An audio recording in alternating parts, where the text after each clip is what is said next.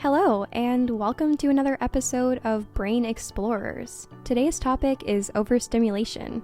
We'll talk about why our brains sometimes feel like there are too many sights, sounds, and feelings around us, and what to do when we feel like our busy world is too much. If you've ever felt like the lights in a store were too bright, the conversations around you were too loud, or the situation you were in was just overall too much, you've probably been overstimulated.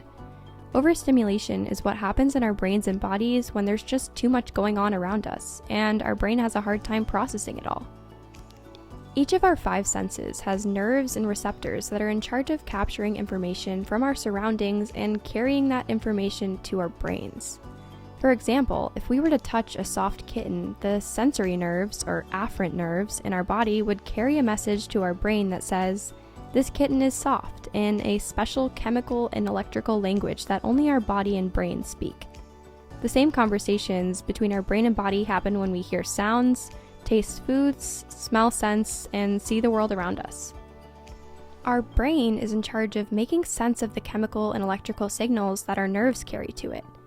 For every one of our senses that we're using, a signal is being carried to our brains to interpret what we're experiencing.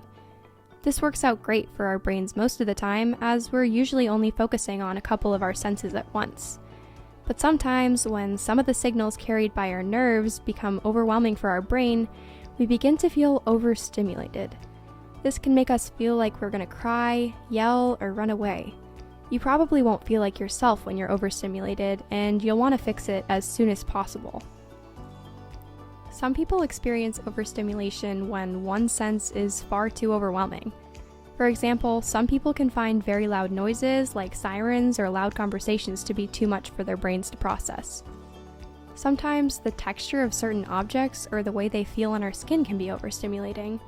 Sometimes all of these things can happen at once. Overall, some brains get overwhelmed with certain sensory signals. It's more common to feel overstimulated when you've had a long day or have other needs that are overwhelming you, like being really hungry or dealing with a stressful situation at home or at school. Not only that, but people with ADHD and autism have brains that are more likely to be overwhelmed by sensory signals, and that often makes them sensitive to their senses. It's normal to need a break from feeling overwhelmed when you've become overstimulated.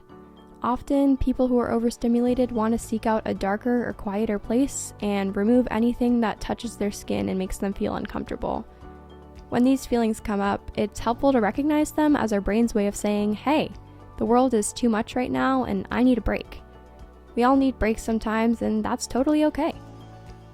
When we feel overstimulated, it's often helpful to find a quiet and dark space to take a break. Maybe that means turning off the light in your room and closing the door to let your brain calm down. If that isn't an option, it can be helpful to close your eyes and take some deep breaths. If it's possible, there are even special headphones available that can make the noises around you quieter. All of these things are options to help our brains calm down again. Breaks are normal, and it's important to talk to a trusted adult if you feel overwhelmed so that you can help your brain feel better. There are so many things that we can do to help.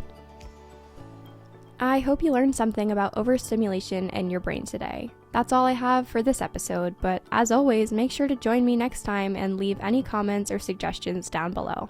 Bye, and thanks for watching Brain Explorers.